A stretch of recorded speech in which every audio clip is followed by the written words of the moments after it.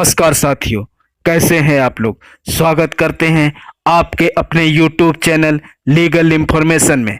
साथियों, जैसा कि आज समाज में फैमिली इशू काफ़ी बढ़ गए हैं और कोर्ट में जाने पे लगता है कि फैमिली मैटर से संबंधित केसों की बाढ़ सी आ गई है। अब कोर्ट में इन्हीं समस्याओं से संबंधित केस ज़्यादा देखने को मिलते हैं।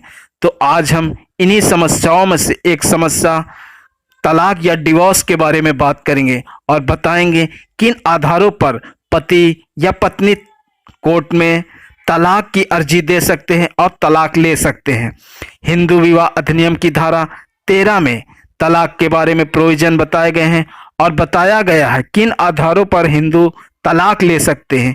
हिंदू विवाह अधिनियम मुस्लिम, ईसाई, पारसी पर लागू नहीं होती, जबकि हिंदू, जैन, पारसी, सिख इन सभी पर हिंदू विवाह अधिनियम लागू होती है। तो आइए बताते हैं वे कौन से आधार हो सकते हैं जिनके आधार पर आप कोर्ट में तलाक की अर्जी दे सकते हैं। हिंदू विवाह अधिनियम 1955 की धारा 13B के तहत हस्बैंड या वाइफ दोनों आपसी सहमति से संयुक्त रूप से डिस्ट्रिक्ट कोर्ट में तलाक की एप्लीकेशन दे सकते हैं। यदि वे 1 साल या उससे ज़्यादा अवधि से अलग रह रहे हैं और ऐसा मानते हैं कि वे अब साथ नहीं रह सकते, तो दोनों आपसी सहमति से तलाक के लिए एप्लीकेशन कोर्ट में दे सकते हैं। तो आज हम बताते हैं उन्हीं आधारों के बारे में जिस आधार पर आप तलाक ले सकते हैं। तो पहला है जारता। जारता के आधार पर पति पत्नी तलाक ले सकते हैं। जारता का मतलब पति या पत्नी का अपने वैवाहिक जिंदगी के बाहर किसी और स्त्री या पुरुष के साथ शारीरिक संबंध बनाना यह जारता की श्रेणी में आता है और इस आधार पर आप तलाक ले सकते हैं। दूसरा है प्रताड़ना या क्रूरता।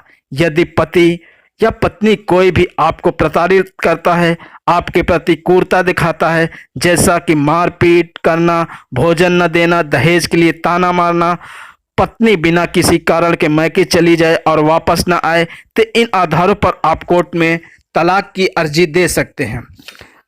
तीसरा है परित्याग। यदि पति या पत्नी 2 साल से अधिक समय से अलग अलग रह रहे हैं और इसी बीच उनके बीच किसी भी तरह का संबंध न रहा हो, तो इस आधार पर भी आप तलाक की अर्जी दे सकते हैं। चौथा है धर्म परिवर्तन। पति या पत्नी में से कोई एक धर्म परिवर्तन कर ले तो इस आधार पर आप तलाक की अर्जी कोर्ट में दे सकते हैं। पांचवा है दिमागी संतुलन खो देना। पति या पत्नी में से कोई भी यदि पागल हो जाए या दिमागी संतुलन इस हद तक बिगड़ जाए कि वे अब साथ नहीं रह सकते, तो इस आधार पर आप कोर्ट में तलाक की अर्जी दे सकते हैं और कोर्ट आपको तलाक देगा। सातवां है यौन संबंधी बीमारी। वे सभी बीमारियां जैसा कि एड्स और नपुंसकता होने के आधार पर आप कोर्ट में तलाक की अर्जी दे सकते हैं और इस आधार पर कोर्ट आपको तलाक देगा। आठवां है सन्यासी बन जाना। यदि पति या पत्नी में से कोई भी सन्यास जीवन ग्रहण कर लेता है और सन्यासी बन जाता है और सभी चीज़ों का परित्याग कर देता है, तो इस आधार पर आप कोर्ट में तलाक की अर्जी दे सकते हैं और कोर्ट आपको तलाक दे सकता है। नौवां है गुमशुदा हो जाना। यदि पति और पत्नी में से कोई कहीं चला जाए और 7 साल तक उसके बारे में कुछ पता न चले, तो उसे मरा मान लिया जाता है और इस आधार पर आप कोर्ट में तलाक की अर्जी देकर तलाक ले सकते हैं। 10वां है पति अगर बलात्कारी पाया जाना। यदि पति बलात्कार में लिप्त पाया जाता है तो पत्नी इस आधार पर तलाक की अर्जी दे सकती है। 11वां है दूसरी शादी कर लेना। अगर पति या पत्नी में से कोई भी एक दूसरे के जीवित रहते दूसरी शादी कर लेते हैं, तो इस आधार पर भी आप कोर्ट में तलाक की अर्जी दे सकते हैं और तलाक ले सकते हैं। 12वां है कुष्ठ रोग हो जाना। यदि पति या पत्नी में से किसी को कुष्ठ रोग या छुआछूत का कोई रोग हो जाए जो असाध्य हो, तो इस आधार पर आप कोर्ट में तलाक की अर्जी दे सकते हैं और कोर्ट आपको तलाक दे सकता है।